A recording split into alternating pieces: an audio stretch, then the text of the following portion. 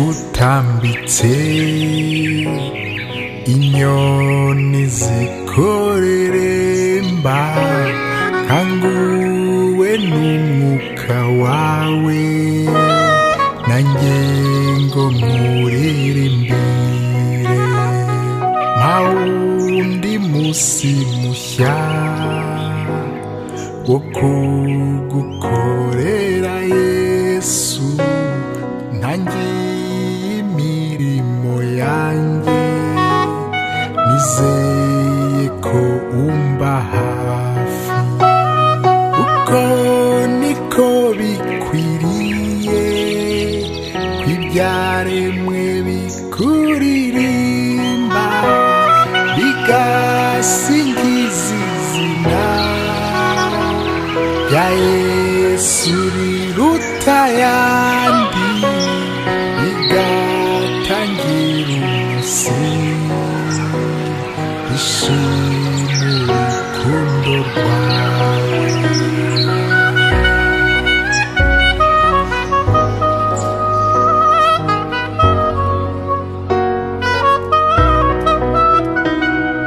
hazabaho umunsi umwe nzajya mu mirimo yanjye ntaziko ari wo musi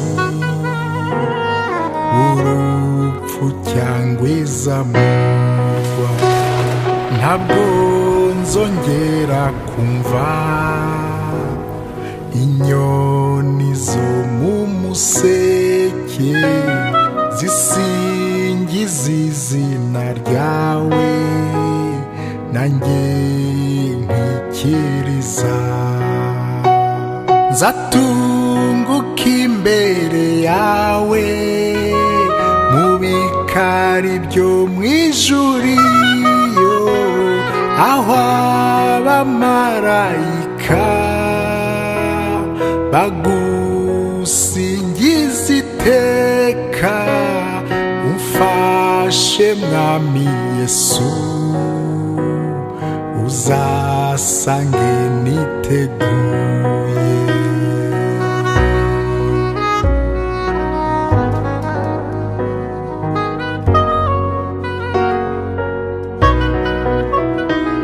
nka Yakobo uzampe mwami kwambika uruhu rw'intama niko gukiranuka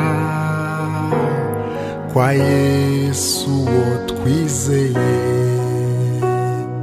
ubutware n'umugisha byose tuzabyegukana ntabwo tuzaboroga nka Esawu mwene Isaka abana b'Imana ntabwo tuzatungurwa kuko turaba umucyo ndetse n'abana b'amanywa kuko ijisho ryihoraho rihora hejuru yacu kuko ijisho ryihoraho rihora hejuru yacu.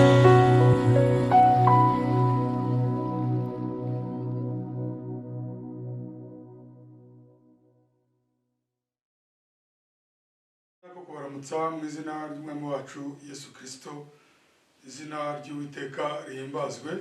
Twasabye Imana ko kuri uyu munsi, kuri iki cyumweru, niba ibyemeye yongera kuduha akanya kugira ngo duhamirize ijambo ryayo, twegere ameza yayo, dusabane n'umwami wacu Yesu Kristo, dusabane nk'abana b'Imana kandi tugaburirwe ijambo rye.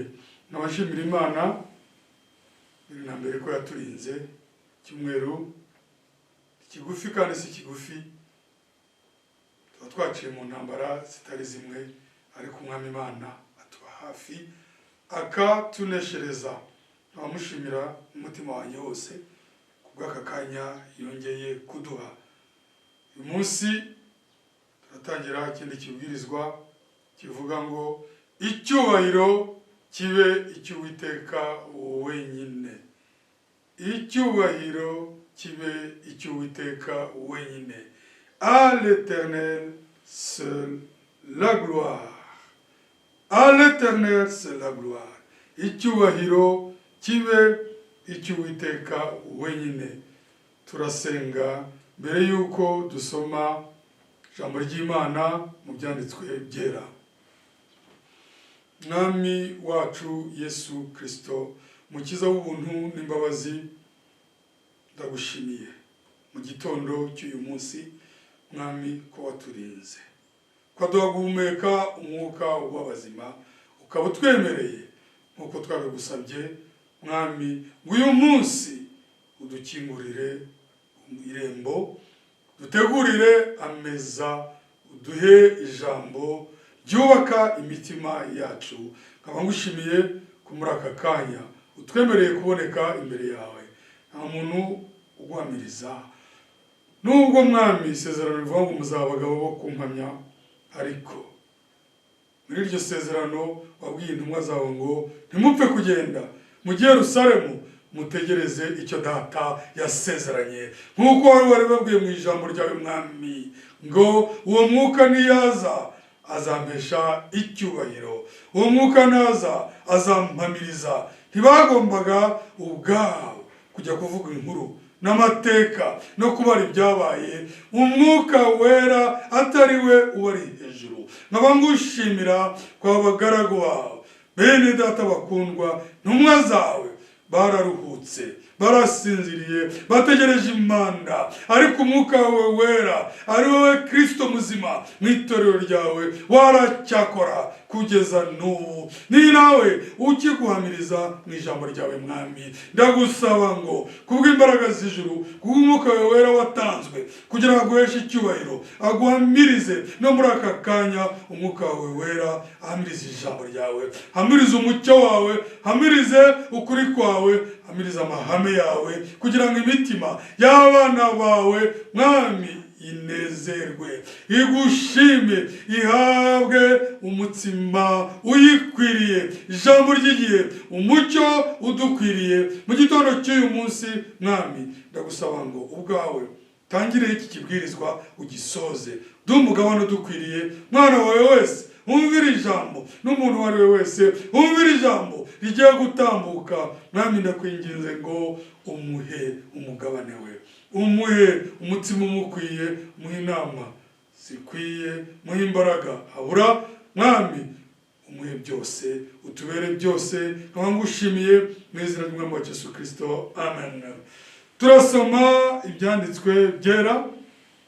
Ijambo ry'Imana riri muri Luka 19 guhera ku murongo wa 28 kugeza kwa 40. Luka 19 guhera ku murongo wa 28 kugeza kwa 40.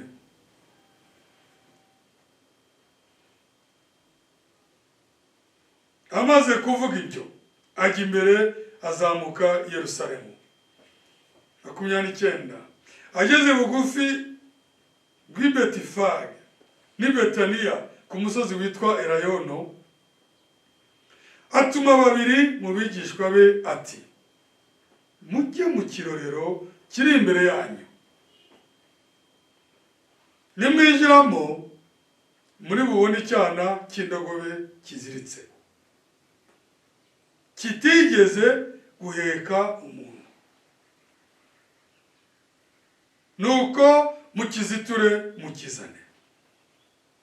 Kandi nihagira umuntu ubabaza ati, murakiziriturira iki?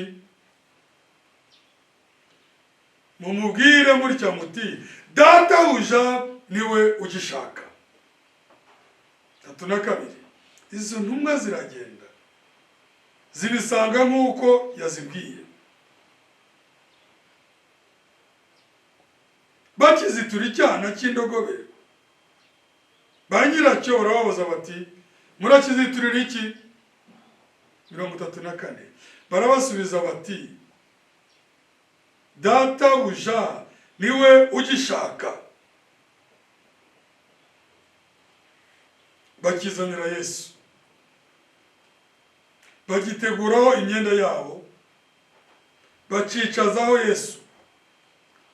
Akigenda basasa imyenda yabo mu nzira, yenda kugera mu ibanga ry'umusozi wa Elayono.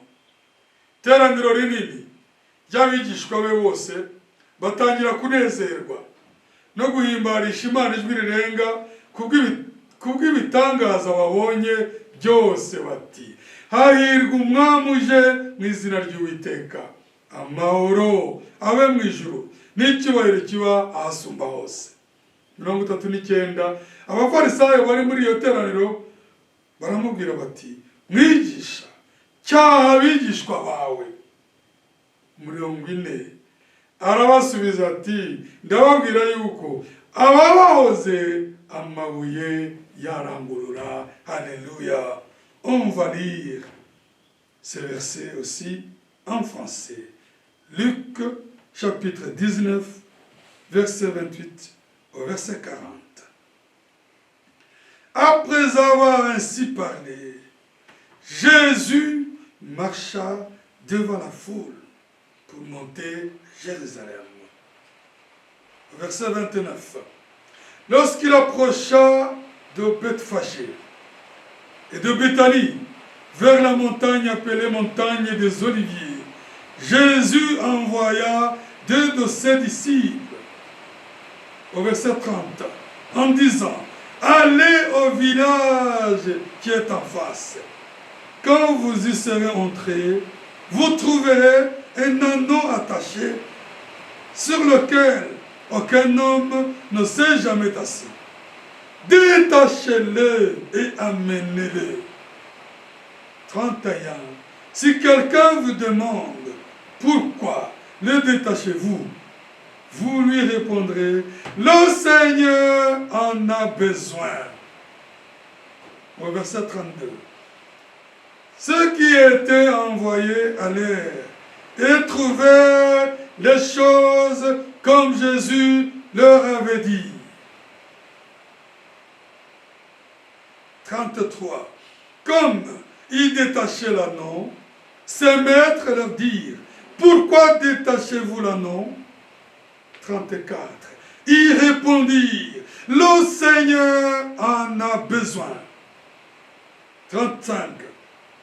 Et ils amenèrent à Jésus l'anneau, sur lequel ils jetèrent leurs vêtements et firent monter Jésus. Quand il fut en marche, les gens étendirent leurs vêtements sur le chemin. 37.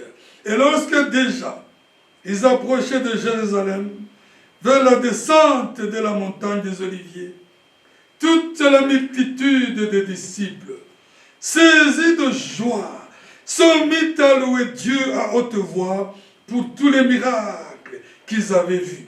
38. Il disait, béni soit le roi qui vient au nom du Seigneur, paix dans le ciel et gloire dans les lieux très hauts. Verset 39. Quelques pharisiens du milieu de la foule dirent à Jésus, Maître, reprends tes disciples. Au verset 40. Et il répondit, je vous le dis, s'ils se taisent, les pierres crieront. Amen. Mwami Imana aduane umugisha mw'ijambo ryayo. Turimo kumva ikibwirizwa kivuga ngo icyubahiro kibe icy'Uwiteka wenyine. Que le Seigneur Dieu nous bénisse dans sa parole. Nous sommes en train d'écouter une prédication intitulée « À l'Éternel seul la gloire ». À l'Éternel seul la gloire. Uwiteka wenyine niwe ukwiriye icyubahiro. Icyubahiro kibi cy'Uwiteka wenyine. À l'Éternel seul, lui seul, à lui seul la gloire. Uwiteka wenyine, Imana nzima yonyine, umwami wacu Yesu Kristo wenyine ahabwe icyubahiro n'ishimwe. Mana ishimwe kwitwongeye iki gitondo. Mana ishimwe kubw'ijambo ryayo. Ijambo ryayo ntiricukumburwa. Ijambo ryayo ntirikorwaho ubushakashatsi. Ijambo ryayo ntiryigwa mu bwenge bw'abantu. Ijambo ryayo rirahishurwa. Ijambo ryayo rimanuka rivuye ku Mana. Ndashimira Imana ko bamiriza ijambo ry'umwimerere. Ndashimira Imana ko bamiriza ijambo ry'umwimerere. Nabo bagomba kuba ari umwimerere. N'ubukozi bw'ijambo bukaba ari umwimerere. Je loue le Seigneur. Je remercie le Seigneur parce que les témoins de la parole originale doivent être aussi des serviteurs originaux, appelés par le Seigneur. Ils ne fournissent pas d'efforts personnels pour faire des recherches religieuses, afin de rassembler des enseignements qui sortent de tête. Non, non et non. La parole de Dieu vient toujours par le canal de la révélation. Abagaragu b'Imana bagomba kuba ab'umwimerere nk'uko n'ijambo ry'Imana ari umwimerere. Niyo mpamvu ntabwo bagomba gukora ubushakashatsi ngo begeranye inyigisho zo kubwira abantu zikomoka mu mitwe yabo. Ijambo ry'Imana riza kubahamya baryo b'umwimerere mu muyoboro wo guhishurirwa. N'abana b'Imana b'umwimerere baryakira mu muyoboro wo guhishurirwa. Ijambo ry'Imana ntirituye mu mitwe. Ijambo ry'Imana ntirituye mu bwonko. Ijambo ry'Imana rifite umwanya mu muntu w'imbere, rifite umwanya mu mutima wizera, rifite umwanya waryo ahantu haryo ryagenewe. Ibindi byose tubitwara mu byumviro by'abantu, tugakora akazi kacu mu byumviro by'abantu dukoresheje ubwenge Imana yaduhaye busanzwe. Ariko ibyerekeye kwizera n'ijambo ry'Imana aho bifite umuyoboro wihariye. Umuntu afite ibyumviro bitanu, ariko umuntu w'imbere afite icyumviro kimwe, ni ukwizera. L'homme intérieur a un seul sens, c'est la foi. Un homme qui croit, ou une femme qui croit, un enfant de Dieu, il a un seul sens spirituellement, c'est la foi. Umwana w'Imana, yaba mwene data, yaba mushiki wacu, uwizera wese afite icyumviro kimwe cy'umuntu w'imbere, ni ukwizera. Umuntu wizera aratuza. Umuntu wizera aba mu mahema y'amahoro. Umuntu wizera arayoborwa. Un enfant de Dieu est conduit par la foi. Un croyant, il habite dans les asiles de la paix. Un croyant est tranquille. Il marche dans la tranquillité divine. Umwana w'Imana wizera aratuza. Abeshwaho no kwizera. Akagenda atuje ari mu mataba y'amahoro. Agahesha n'abandi amahoro kuko ubwe abatuje. Umwana w'Imana abatuje ari mu mahoro, akahesha n'abandi amahoro kuko aba yafite. Un enfant de Dieu est tranquille. Il est rempli de paix et il procure la paix parce qu'il a cette paix. Même un témoin de la parole doit habiter dans cette tranquillité. Agir dans la tranquillité et s'attendre au Seigneur. Umugaragu w'Imana uwo ari we wese wahamagawe n'Imana guhamiriza ijambo ry'Imana aratuje agatuza kuko Imana niyo yikorera. Imana niyo igabura ijambo ryayo. Impamvu shimira Imana ku ijambo ryayo ritazabura kuko ni ryayo. C'est pour cela que je remercie le Seigneur. La parole de Dieu ne manquera jamais, car le Seigneur lui-même en est la source. Oui, une source intarissable. Uitekubwe niwe soko y'ijambo ridutunga. Niwe soko y'ijambo rihamirizwa n'abana b'Imana, n'abagaragu b'Imana, n'abana b'Imana. Ntabwo bazahagarika umutima ngo bazaburi ifunguro. Ntabwo bishoboka. Imana ya Eliya wabwiye wa mupfakazi ngo Uwiteka aravuze ngo ako gafu n'ayo mavuta ntabwo bizashira kugeza igihe imvura izagwira. Iyo Mana niyo dukorera, iyo Mana niyo twizera. Ikigega cy'ijuru kiruzuye umugisha w'Imana, ibiryo byose bikenewe. Wabwiye abigishwa muri mwicaza abantu mubagaburire, kandi bafite imitsima 5 gusa, kandi ari abagabo benshi n'abagore benshi n'abana benshi. Ngo baraga 5,000 abagore n'abana batarimo, imitsima ari mikeya. Wa wundi wabicaje niwe utwicaza, niwe utugaburira, afite ububasha bwo guhaza imitima yacu. Reka ngaruke ku kibwirizwa ku ijambo Imana yaduhaye. Cyubahiro ni cy'Uwiteka wenyine. Revenons à la parole d'aujourd'hui qui dit que à l'Éternel c'est la gloire. Icyubahiro ni cy'Uwiteka wenyine. Tumaze gusoma amateka meza hano, twagendanye, twasomye, twitonze, namwe murakurikira muri Bibiliya zanyu. Hano hari amateka atangaje cyane, amateka akomeye cyane. Mwami Imana, Mwami wacu Yesu Kristo arategeka. Mwami wacu Yesu Kristo araganza. Mwami wacu Yesu Kristo ni umwami w'abami. Hano twasomye muri Luka 19 guhera ku murongo 28 kugeza ku 40. N'ugusora n'ukujya mu bikorwa kw'ijambo Imana yari yaravuze muri Zakariya 9 umurongo wa 9. Zakariya 9 umurongo wa 9 turasoma. Ibyo tumaze gusoma muri Luka 19:28 kugeza kuri 40 n'ugusohora k'ubuhanuzi buri muri Zakariya 9 umurongo wa 9. Nezerwa cyane, nezerwa cyane, nezerwa cyane wa mukobwa w'i Siyoni we.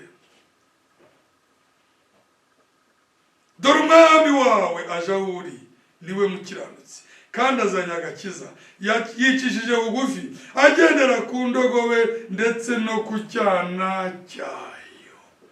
Ni Uwiteka avuze mu kumunwa k'ururimi rw'umuhanuzi we Zakariya.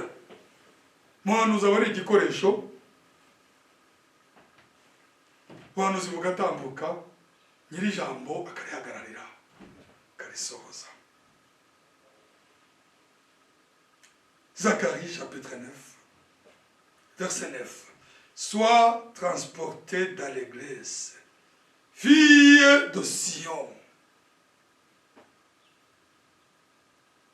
Sois transporté dans l'église, fille de Sion. Mu Kinyarwanda ngo nezerwa cyane mukobwa w'i Siyoni. Sois transporté dans l'église. Être transporté, c'est sortir de soi-même. Être transporté par l'allégresse, c'est être dépassé. Gutwarwa n'ibyishimo. Mujya hari bavuze ngo niyezerwa cyane, ariko mu by'ukuri sois transporté dans l'allégresse. twarwa n'ibyishimo bikurenge mukobwa w'isiyoni kuko umwami wawe araserutse. Sois transporté d'allégresse, fille de Sion, pousse des cris de joie, fille de Jérusalem. Rangurura wa mukobwa w'i Yerusalemu we, pousse des cris de joie.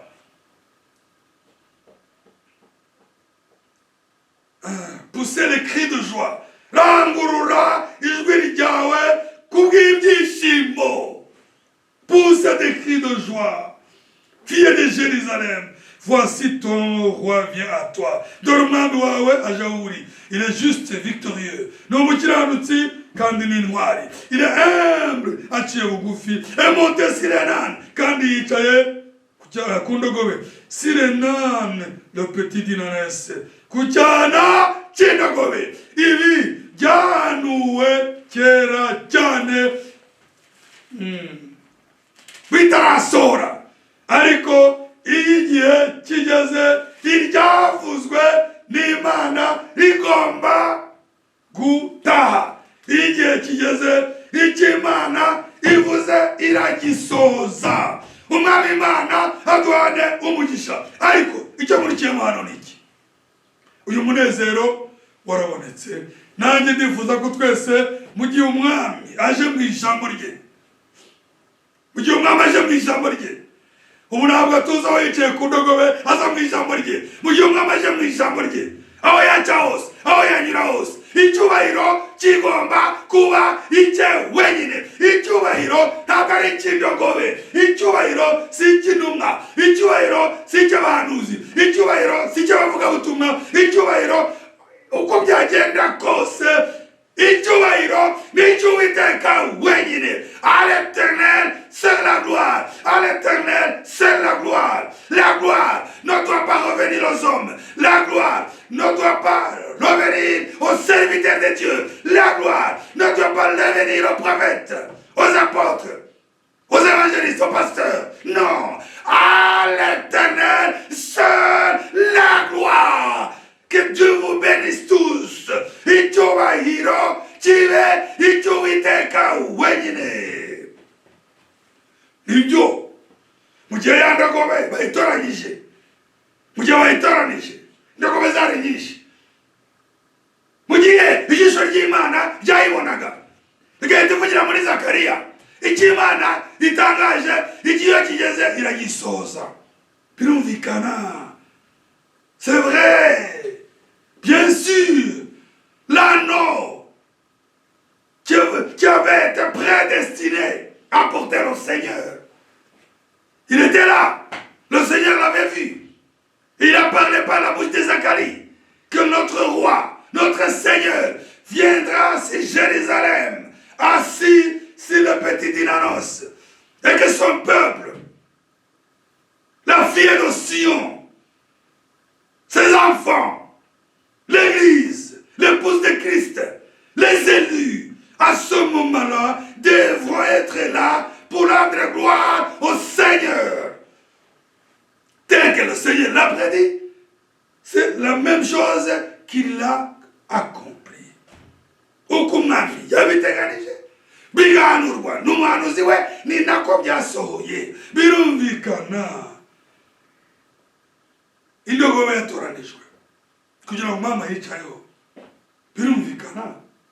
Mu gihe basasaga imyenda, biyambura imyenda yose basasa, mwami nawe yicaye ku ndogobe. Birumvikana ko indogobe nayo yagenze kuri iyo myenda.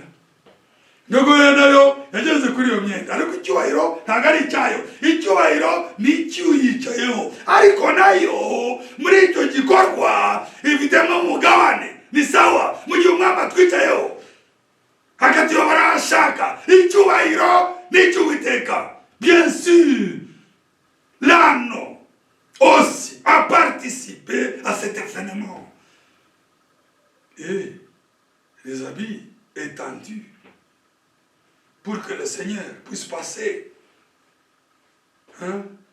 une marche triomphale, une entrée triomphale, kwinjira n'ikuzo mu murwa umwami imana yihesha icyubahiro. Birumvikana mwami wacu Yesu Kristo ntabwo ari we warukandagiye kuri iyo myenda, kuko we yari yicaye neza ku ndogobe. Indogobe niyo yerekana yayigenzeho kubera yuko imigambi y'Imana yayitoranije kugira ngo izaheke umwami w'icyubahiro. Natwe abana b'Imana, Imana yaradukunze itwinjiza mu migambi yayo, mu gihe umwami wacu Yesu Kristo yemeye kukugira igikoresho, akakurira akaguha kugira ngo ahabwe icyubahiro, akagukoresha. Nawe umugisha uba ufite, ariko icyubahiro si cyawe. Icyubahiro ni icyo waguhamagaye, icyubahiro ni icyo gukoresha, icyubahiro ni icyo kwicayeho. Icyama umwami wacu Yesu Kristo akatugira indogobe ze, akatugira ibikoresho bye, akatwicaraho, akadutegeka, izina rye rigahabwa icyubahiro. Umwami Imana atwara umugisha mu gitondo cy'uyu munsi. Ndanezerewe cyane kuko ijambo ry'Imana ndasubiramo ngo icyubahiro kibe cy'Uwiteka. Que le Seigneur Dieu nous bénisse ce matin. Je suis content. Je suis plein de joie à cause de la parole. C'est vrai. À l'Éternel seul soit la gloire. Icyubahiro kibe icy'Uwiteka wenyine. Abana b'Imana bagomba kuvuga nka Yohana. Muri Yohana igice cya 3 muzayisomera, ijambo ry'Imana riravuga ngo uwo akwiye gukuzwa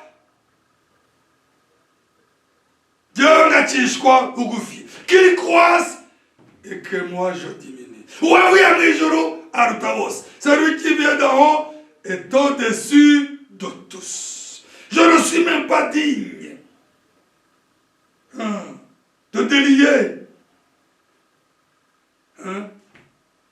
Je ne suis pas même digne de délier les lacets de ses chaussures. Si vous voyez no kubohora imigozi y'inkweto ze.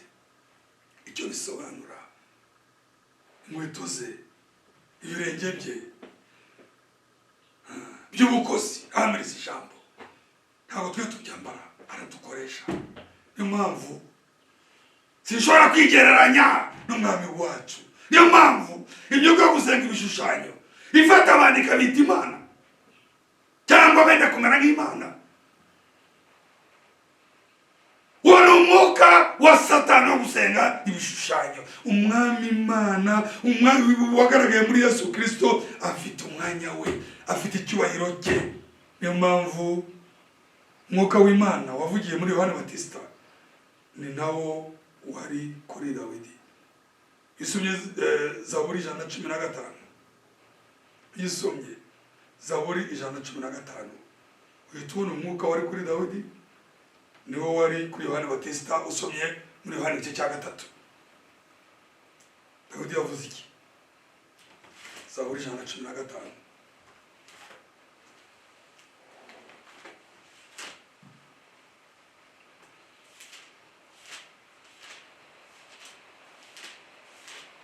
Zaburi 115. Murongo wa mbere. N'abari twe Uwiteka, n'abari twe, ahubwo izina ryawe abari ryuha icyubahiro kubw'imbabazi zawe n'umurava wawe. Psaume 115, no premier verset.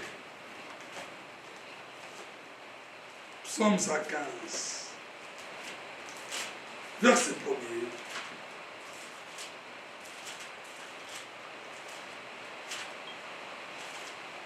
Psaume 115, verset 1er.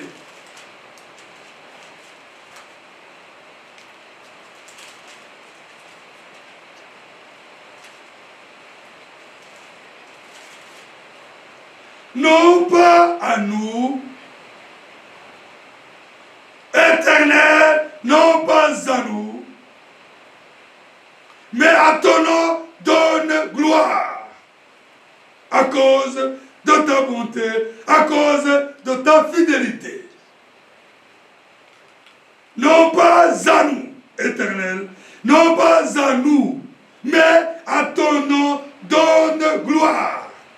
À cause de ta bonté, à cause de ta fidélité. N'abaritwe Uwiteka ariko izina ryawe abarirwa icyubahiro kubera umurava wawe, kubera ineza yawe. Umwuka wari kuri Dawidi ni nawo wari kuri Yohana Batista, ni nawo uri ku bana b'Imana bose. Icyubahiro ni cy'Uwiteka wenyine. Niyo mpamvu iyo usomye muri Luka 19, iyi nkuru iratangaje cyane kandi ijyanye n'umutwe w'ikibwirizwa, kuko icyubahiro ni icy'Uwiteka wenyine. À l'Éternel seul la gloire. Quand nous lisons cette histoire de Luc 19, c'est une histoire glorieuse qui manifeste la gloire de Dieu, l'autorité du Seigneur. Ibyabaye dusoma muri Luka 19 yerekana koko ubutware bw'umwami. Ku murongo wa 29 kugeza kwa 32, umwami ahaye ubutumwa abagaragu be busa naho budashoboka, ariko kuko ari umwami kandi akwiye kubahwa, ntacyo bongeraho, bagomba gukora icyo ababwiye kuko akora icyo ashatse kandi bafite impamvu. Du verset 29 au verset 32, le Seigneur Jésus-Christ donne une mission presque impossible à ses serviteurs, mais ils doivent obtempérer, ils doivent obéir, car c'est à lui l'honneur, c'est à lui la gloire. Nous le lisons. Turabisoma murongo 29 kugeza ku 32, turebe ubu butumwa, iyi mission iri tegeko ahaye abagaragu be mu by'ukuri mu busanzwe rimeze nk'iritumvikana, ariko bagomba kurikurikiza kuko ni umwami ugomba kubahwa kandi akora icyo ashatse. Luka 19 duhere kuri 29 tugeze kuri 32. Ageze bugufi bw'i Betifage ni Betaniya ku musozi witwa Rayono, atuma babiri bo mu bigishwa be ati, mujye mu kirorero kiri imbere yanyu, nimwinjiramo muri bubone icyana cy'indogobe kiziritse kitigeze giheka umuntu, nuko mukiziture mukizane. Nta kindi, mukiziture mukizane.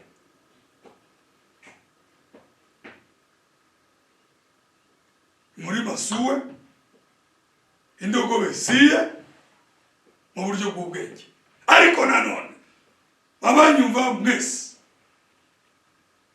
ku ruhande rumwe indogobe siye, umurima suwe, ariko ku rundi ruhande indogobe niye, umurima nuwe, n'abayorora nabe, kuko ijambo ry'Imana twarabyumvise byose ni ibyacu, ni ibyacu, ariko ntitubifate nabi ngo tujye gufata ibintu by'abandi mu gihe Imana ituri imbere.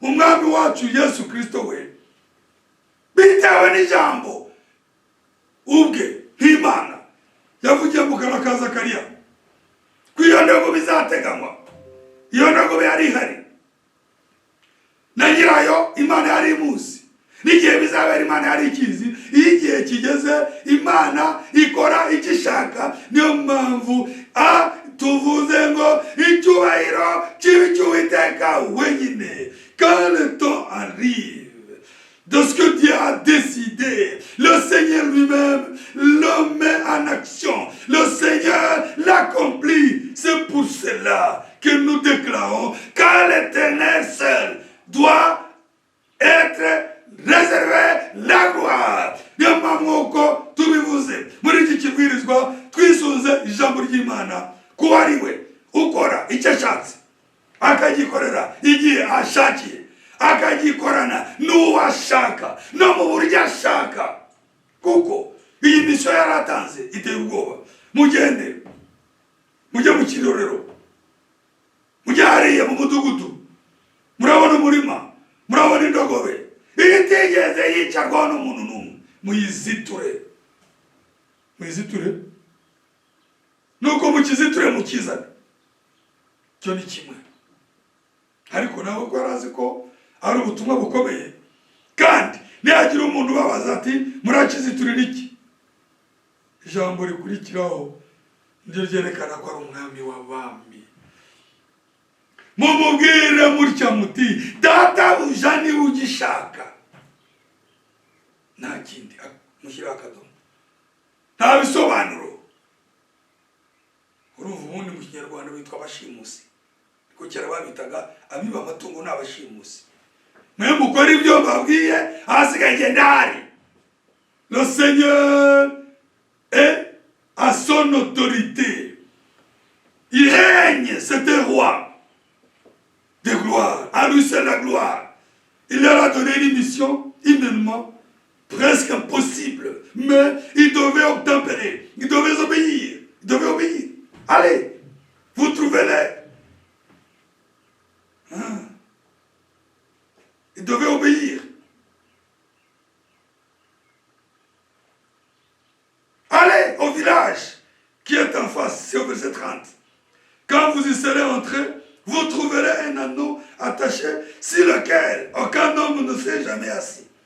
Détachez-le et amenez-le. Ça c'est le verset 30. Murabona, icyana cy'indogobe kitigeze kigendwaho n'umuntu n'umwe. Mukiziture, mukizane, niko Uwiteka avuze, niko njye mbabwiye, nta kindi. Kubera ko iyo Imana igiye gusohoza ijambo ryayo, ishyira ikintu cyose mu mwanya wacyo. Ijambo Imana yavuze muri Zakariya cya 9, umurongo wa 9, ryagomba gusohora. Quand le Seigneur va accomplir sa parole, il prépare toutes les choses nécessaires. La parole qui était sortie sur la bouche de Zacharie, chapitre 9, verset 9, devait s'accomplir. Au temps de l'accomplissement, le Seigneur lui-même arrange toutes choses. Mugihe cyo gusohora kw'ijambo, umwami ategura byose. Dutegereje izamurwa. Nizera ko mu gihe cy'izamurwa Imana yavuze iryo jambo muri Yohana 14 ngo nzaza kubatwara. Imana yavugiye mu mugaragu wayo Paulo, Abatesalonike ba mbere 4, ko uyu mujyana azazamurwa. Mbere y'izamurwa kugira ngo ribe, Imana izategura ikintu cyose gikenewe. Mu gihe cyo gusohora kw'ijambo, Imana itegura ibintu byose. Au temps de l'accomplissement de la parole promise, le Seigneur lui-même prépare toutes choses. Nibyo indogobe agomba kuvuka, igategura na nyirayo uzumvira ijambo. Igihe kigeze, Imana isohoza byose. Zakariya yari yabonye ko umwami wa Siyoni azaza kujyana cy'indogobe, kandi ko abakobwa abana be bagaragu be ibyishimo bizaba ku mukobwa w'i Siyoni. Imana yagomba guteganya umworozi, igateganya indogobe, igateganya n'abantu, kubera ko umwami we yohereje abigishwa be kugira ngo basoze icyo bategetse. Ariko rubanda ninde wabasohoye mu mazu yabo? Ninde wasohoye bari abantu bose kugira ngo baze? Ninde watumye basasa imyenda? Muhanuzi w'igihe cyacu yabwirije ubutumwa buvuga ngo quelle est l'attraction sur cette montagne? Le prophète de notre temps, il avait prêché sur un serment intitulé quelle est l'attraction sur la montagne? Niye rukuruzi irikurira mu rusazi wa Elayono, no kuvuga ngo Uwiteka ijuru ribariraho. Imana igomba gusoza ijambo ryayo, itegura byose. Quand le Seigneur veut accomplir sa parole, il arrange toutes choses. Nous ne devons pas nous inquiéter. C'est lui qui a promis, il réalisera. C'est lui qui a donné la promesse, il va l'accomplir. Même ce qui n'est pas encore accompli s'accomplira de la même manière, car le Seigneur est vivant, il est autoritaire. n'ibitarasohora iby'Imana byose yasezeranye ifite ububasha bwo kubisoza. Niyo mpamvu mvuze ngo nizuza ijambo ry'Imana, icyubahiro kiwe icy'Imana yonyine yivuga ikarinda ijambo ryayo ikanarisoza. 31 verset 31, 31 nta kindi bari gukora. Abana b'Imana barangwa no kumvira. Luka 19:31 bagomba kumvira, kubera ko yahise ababwira ngo kandi nihagira umuntu ubabaza ati murakiziturira iki, mumubwire mutya muti databuja niwe ugishaka. Verset 31. Si quelqu'un vous demande pourquoi les détachez-vous, vous lui direz le Seigneur en a besoin. Umwami aragikeneye nta kindi.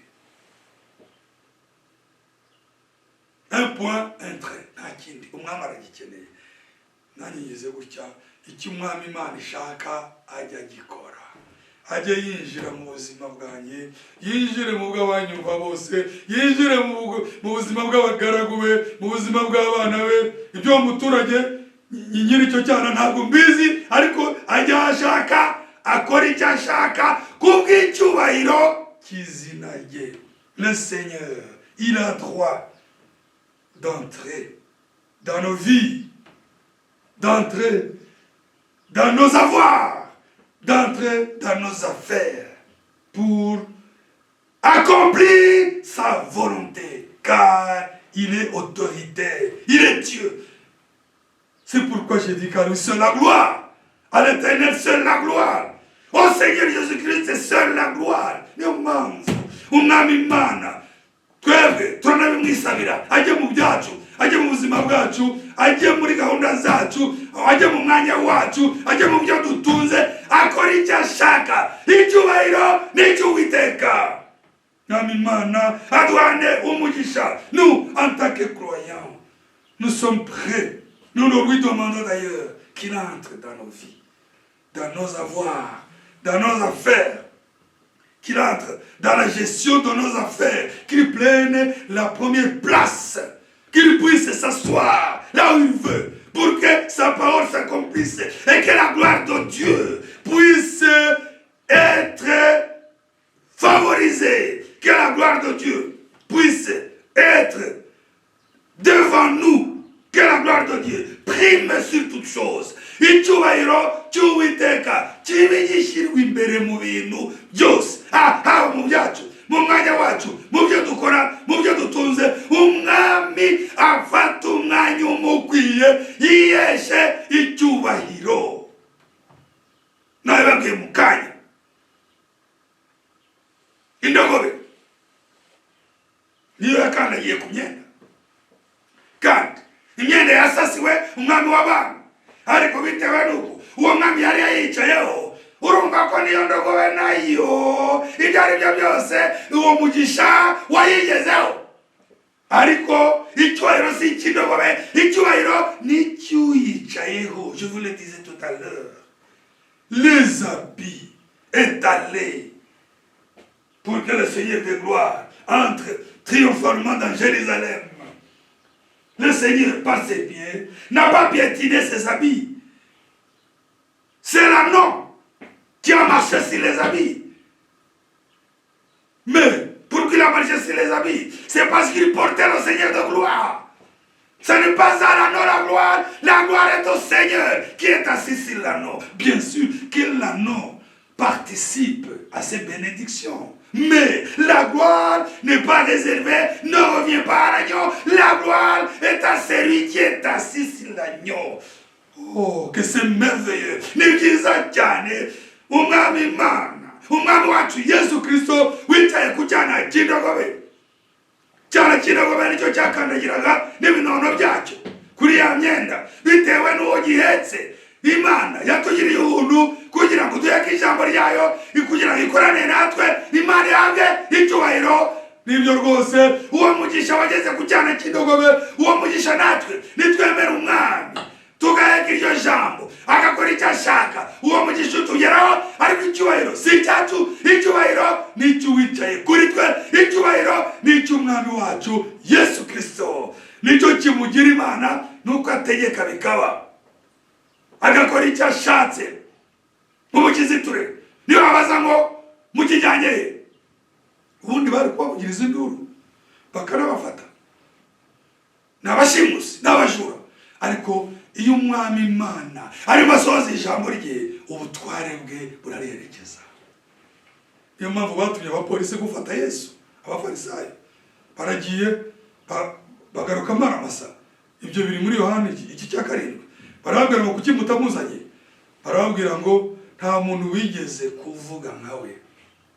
Vous vous souviendrez que quand les policiers, les huissiers envoyés par les pharisiens pour arrêter Jésus-Christ, ils l'ont trouvé en train de parler, en train d'enseigner. Ils sont entrés sans l'amener. Et les pharisiens lui ont demandé, pourquoi vous ne l'amenez pas? Les huissiers leur répliquaient ainsi. Ils ont dit, on ne pouvait pas l'arrêter car jamais homme n'a parlé comme cet homme. Quand le Seigneur accomplit sa parole, il crée une atmosphère de respect, une atmosphère d'obéissance, une atmosphère d'autorité. Iyo ashaka gusohoza ijambo rye arema ikirere, akiremera igitinyiro, kubera ijuru ryose riba riraho. Impamvu aya mateka aratangaje cyane. Cette histoire est très étonnante, c'est une histoire merveilleuse. Le propriétaire de l'anneau n'avait pas hésité de laisser les disciples l'amener. Mworozi w'indogobe ntiyigeze ashidikanya.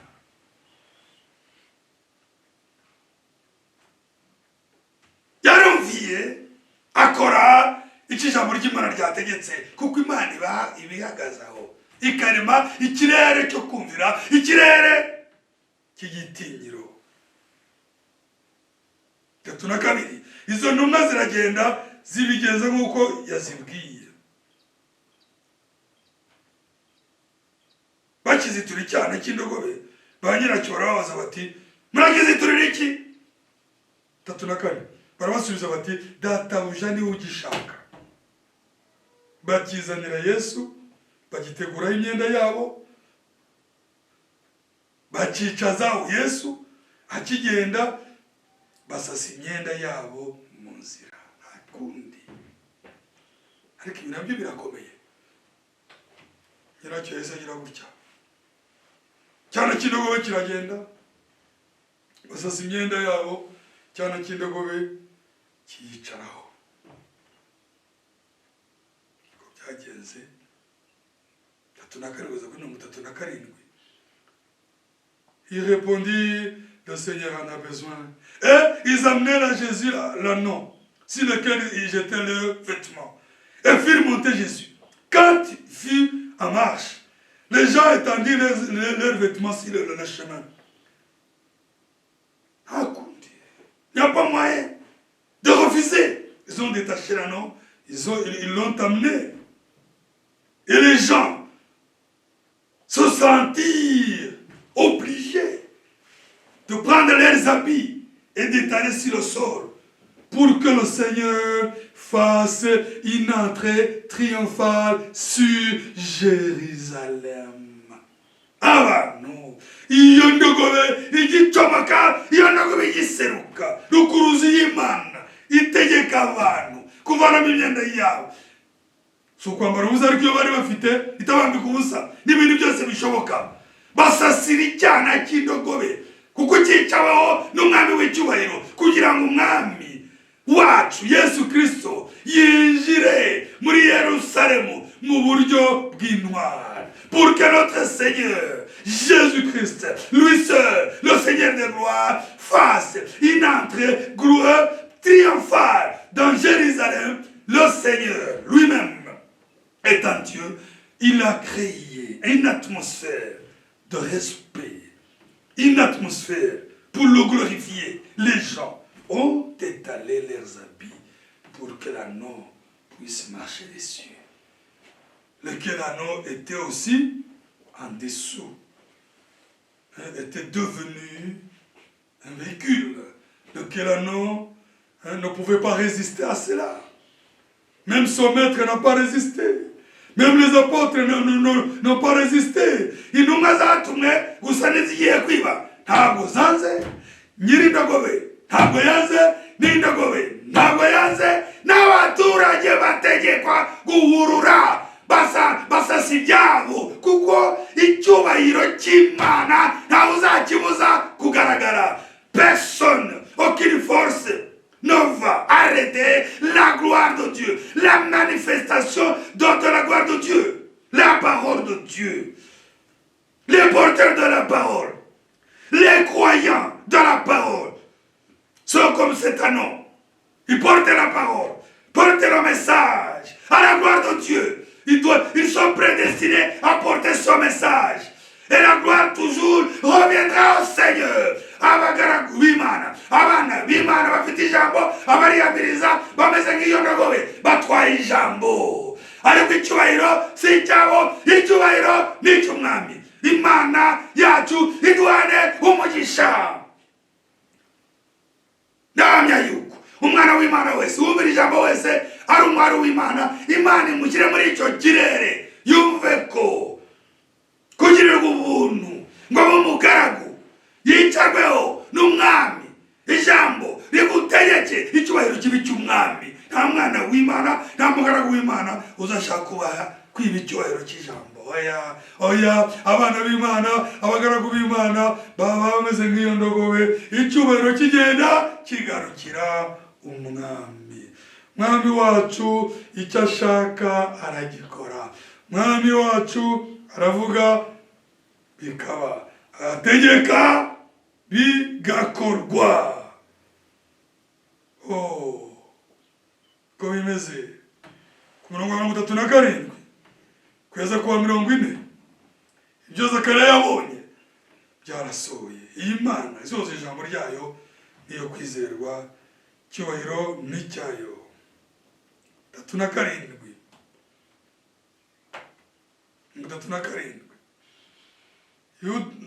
yenda kugera mu ibanga ry'umusozi wa Elayono, iteraniro rinini ry'abigishwa be bose batangira kunezerwa no guhimbarisha Imana ijwi rirenga kubw'ibitangaza babonye byose bati. Au verset 37.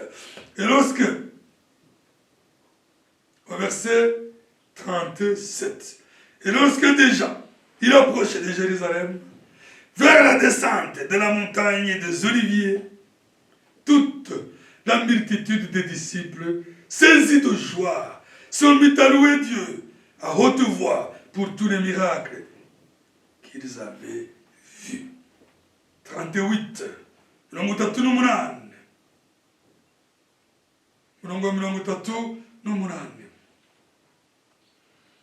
Twumve.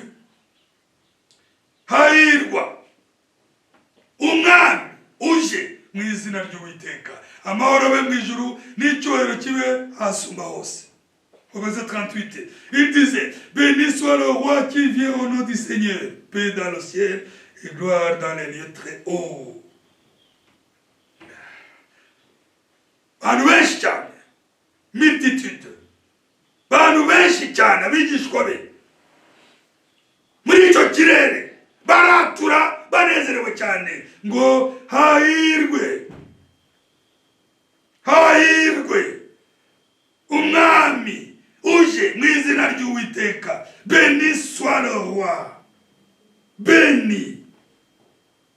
Au verset 38, il disait, béni soit le roi qui vient au nom du Seigneur.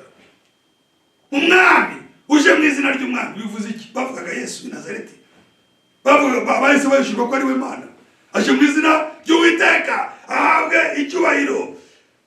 Bavuze impundu, barasakuza, ibyishimo birabarenga. Mu yindi nkambi y'Abafarisayo 39 barababara. Abafarisayo bari muri iryo teraniro baramubwira bati mwigisha cyaha abigishwa bawe. Abo ni abandi bantu batanezerewe icyubahiro cy'umwami. Farisayo kuri 39 batangira kwivanga imbere y'imigambi y'Uwiteka kandi bateruye ihagarike. 39 quelques pharisiens du milieu de la foule dirent à Jésus, Maître, reprends tes disciples. Les pharisiens n'étaient pas contents parce que ce sont des voleurs de la gloire de Dieu. Ils n'étaient pas contents, ils ne voulaient pas que le Seigneur soit glorifié. Mais ils ne peuvent pas empêcher cette gloire d'être manifestée. Nta bubasha bafite nubwo bahekenya amenyo bwo kubuza icyubahiro cy'Imana kugaragara. 40 nikivuze. Verset 40. Murongo wa 40. Arabasubiza ati ndababwira yuko aba bahoze amabuye yarangurura. Au verset 40. Luc 19, verset 40. Et il répondit, je vous le dis, s'ils se taisaient, les pierres crieront. Les pierres crieront. Pierre. Abana b'Isirayeli nibaceceka amabuye azarangurura. Amabuye agereranya abanyamahanga.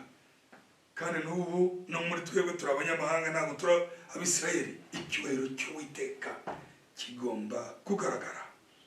Mbere yuko dusoza uyu munsi kugira ngo ijambo ry'Imana rishimangire uwatumye abigishwa kuzitura icyana cy'indogobe kitari icyabo mu murimo utari uwabo bitewe n'uko icyubahiro kigomba guseruka akora icyo ashaka kugeza n'ubu kandi ntawe uzamubuza kugikora kuko icyubahiro ni icye. C'est lui qui a envoyé les disciples pour amener, détacher l'anneau qui n'était pas le leur dans un champ qui n'était pas le sien. Il est toujours le même quand il veut manifester sa gloire. Il règne sur toutes choses. Il ne change pas. Il est toujours le même. Quand il s'agit de faire sa volonté, quand il s'agit d'honorer son nom, quand il s'agit d'accomplir sa parole, il fait ce qu'il veut. Et personne ne doit l'en empêcher. Iyo agiye gusoza umurimo we, iyagomba gusoza ijambo rye, iyagomba gukora ubushake bwe, akora icyo ashaka kandi nta muntu n'umwe, nta mbaraga n'imwe yamuhagarika. Niyo mpamvu mbere yuko dusubika uyu munsi turasoma muri Luka 22 umurongo wa 7 kugeza kwa 13. Luka 22 umurongo wa 7 kugeza kwa 13.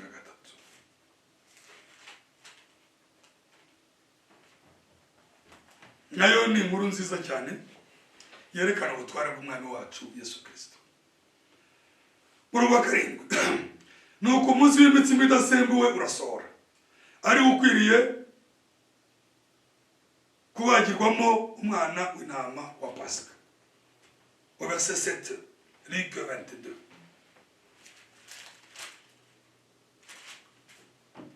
Le jour des pains sans levain où l'on devait immoler la Pâque arriva. Murongo wa 8. Atuma Petero na Yohana ati nimugende mudutunganiriza ibya Pasika kugira ngo turye. Au verset 8. Au verset 8. Et Jésus envoya Pierre et Jean en disant, allez, nous préparer la Pâque afin que nous la mangions. Nitegeko nta kindi. Turebe icyo bakoze. Murongo wa 9.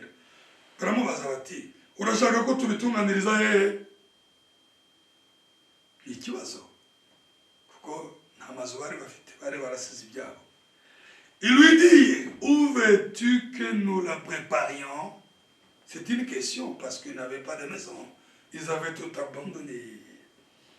Murongo wa 10.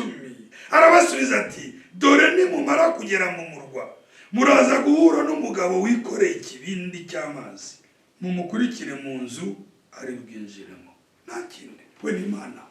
Uko yabonye wahunda utunze indogobe, uko yabonye ya ndogobe, uko yabonye nyirayo, uko yabonye umurima, niko yabonye n'umuntu aho bari burire Pasika. Murabona n'umuntu wikoreye ikibindi uvuye kuvoma, mumukurikire mwinjira mu nzara bujyemo. Verset 10. Il leur répondit, voici, quand vous serez entrés dans la ville, vous rencontrerez un homme portant une cruche d'eau. Suivez-le dans la maison où il entrera. C'est tout. Étant Dieu, le Seigneur, comme il avait vu l'anneau, comme il avait vu le propriétaire de l'anneau, même le champ dans lequel l'anneau était attaché, c'est de la même manière qu'il a vu cet homme qui venait d'épuiser de l'eau, qui portait une cruche. Et il a dit à ses disciples, vous allez le rencontrer en entrant dans le village, suivez-le. Nuko mumubwire nyirinzu muti. Nuko mubwire nyirinzu muti. Umwigisha arakubaza ngo itumbirire aho ari busangirire ibya Pasika n'abigishwa be. Uno murongo wa 11. Verset 11. Et vous direz au maître de la maison, les maîtres.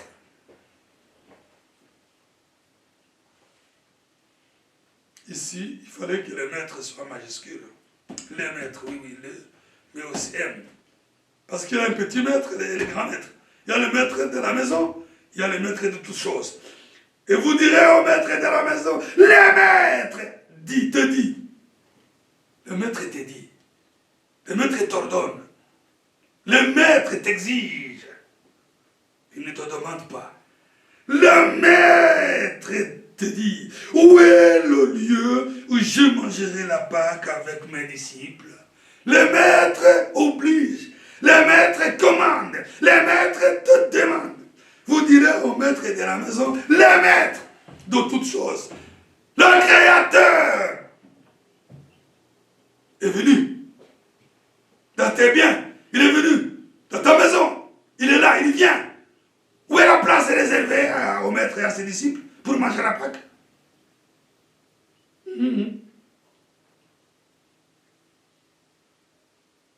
Inkuru irakomeza ku murongo wa 12. Byose arabibabwira mubireba kuko ababireba 12. Nawe ari bubereke icyumba kinini cyo hejuru giteguye abariho mu bitunganiriza. Nukuvuga ngo uyu mwami utegeka byose yategetse nyiri urugo gutegura icyumba atazi cyagitegurira.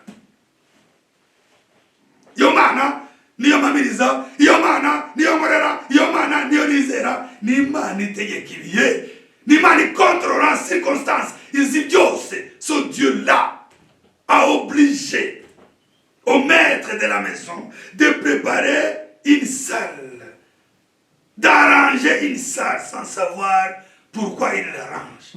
Parce qu'il se sentait obligé de le faire.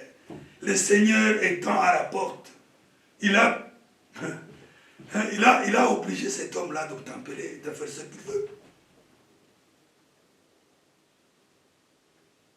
C'est merveilleux, c'est ce Dieu-là que nous servons.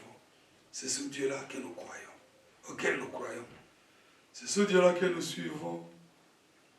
C'est un Dieu merveilleux, c'est un Dieu qui maîtrise les circonstances, qui règne et qui ordonne. Mana twizera, Mana dukorera, Mana dukurikiye, niyo Mana itegeka ibihe, igategeka, ikayobora, ikemeza abantu icyo ishaka. Niyo ngiyo ikwiye yonyine guhabwa icyubahiro. Murongo wa 13. Baragenda babisanga uko yabibabwiye, batunganya ibya Pasika. Bakurikiye uwo muntu basanga icyumba giteguye cyo hejuru kiri aranje, bategura ibya Pasika. Uyu mugabo nawe yabaye nka ya ndogobe, n'umunyamugisha. Mu bipangu byose byaraho, mu ngo zose zaraho, icyama Imana, ariko Imana yaradukunze. Imana yinjire mu byacu, n'umunyamugisha. Uko nyiri indogobe n'indogobe yahetse n'uwo mwami, Bibiliya ntabwo igira urondogora, ariko ntabwo byagarukiraho buriya. Urwo rugo rw'iriya ndogobe rwagize umugisha. Noneho mu mujyi munini Imana ihisemo inzu imwe na nyirayo, uvuye kuvoma mukurikire, basanga hateguye icyumba abariho umwami arira Pasika. Kugira ngo bamenyeshe ko ni muri icyo cyumba cyo hejuru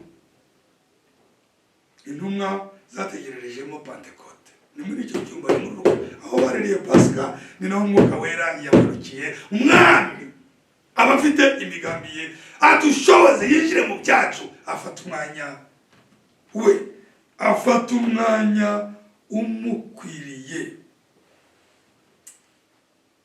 Verset 12, il vous montrera une grande chambre haute, meublée.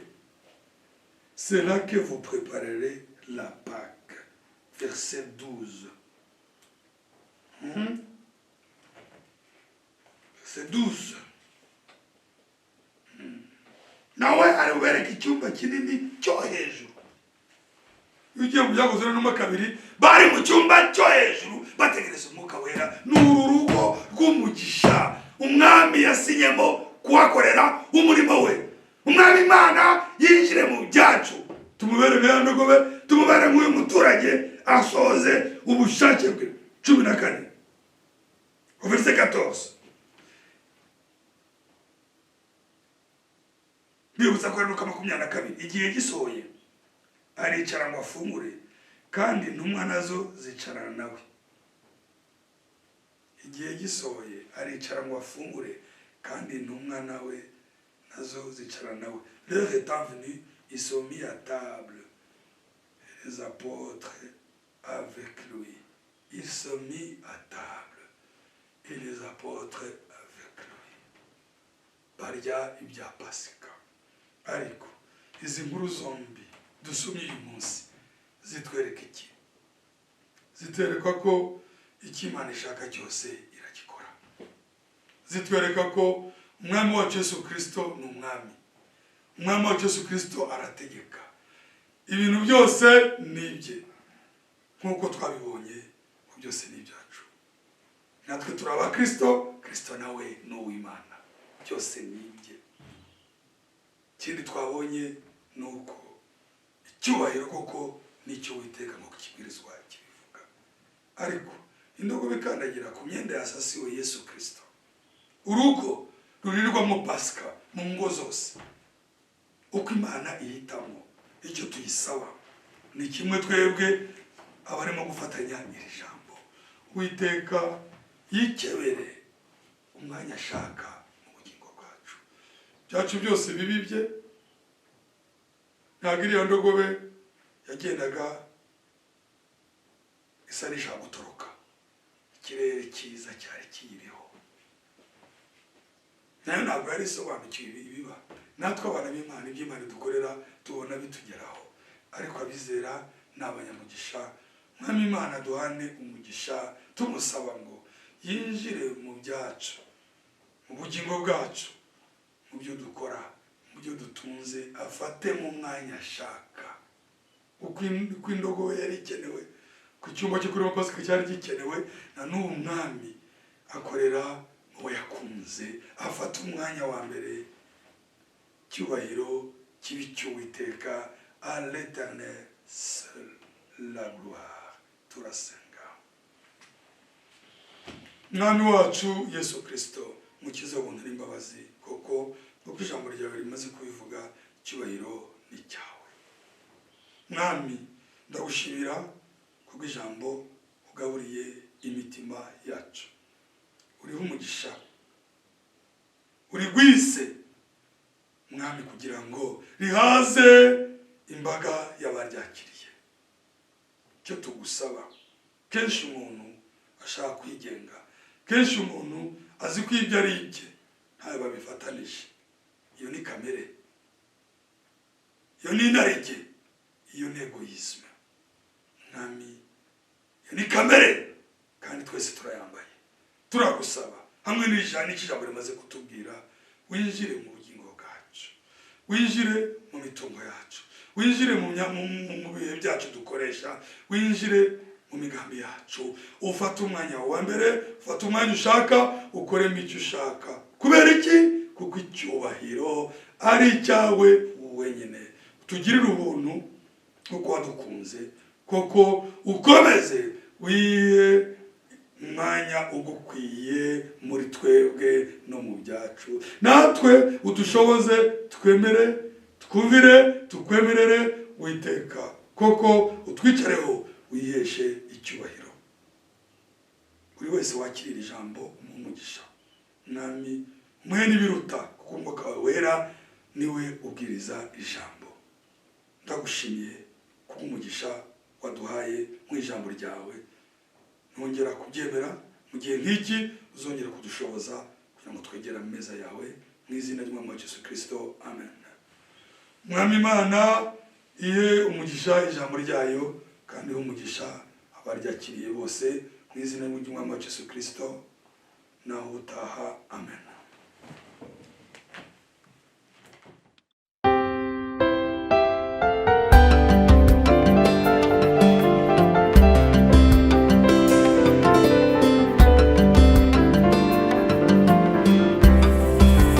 Isezerano ryawe ryiza Mwami Yesu ryo kunjyana mu ijuru ndaryizera rwose. Natangiye urugendo rwo kunjyana iwacu, ariko intege nke zanjye zirangoye Mwami. Tebuka Yesu, tebuka, tabara umwana wawe, nkiza abanzi banjye, ni wowe mpungiyeho. Bera ingabo mukiza, bera inkingi Mwami, ukuboko kwawe kunyobore mu nzira.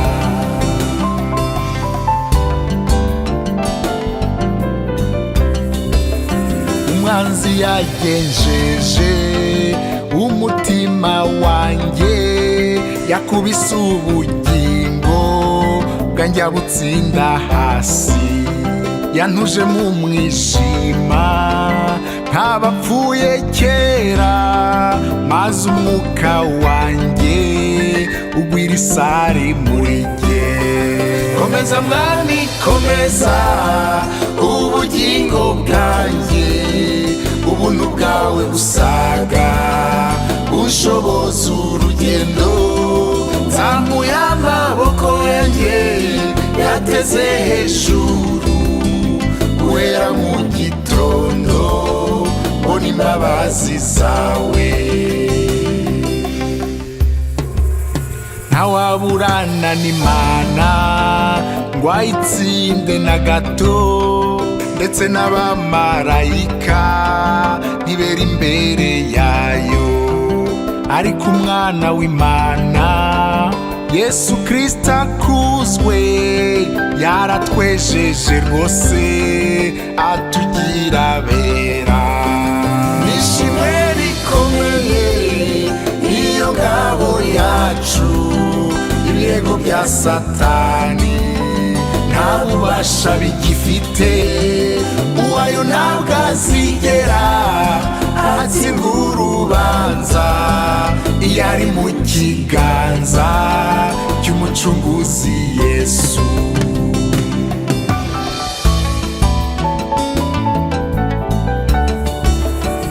Kubw'izina ryawe n'amaraso yawe, udushoboze kugera mu ijuru kwa Data.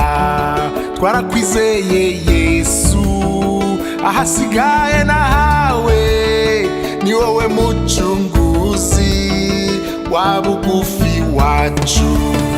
Ntabwo ubutumire bwawe nabura bangitaba, wino Yesu Yesu tware ibimuga nkanjye ntabwo ubukwe bwawe bwabura umugeni wino Yesu tware abo wacu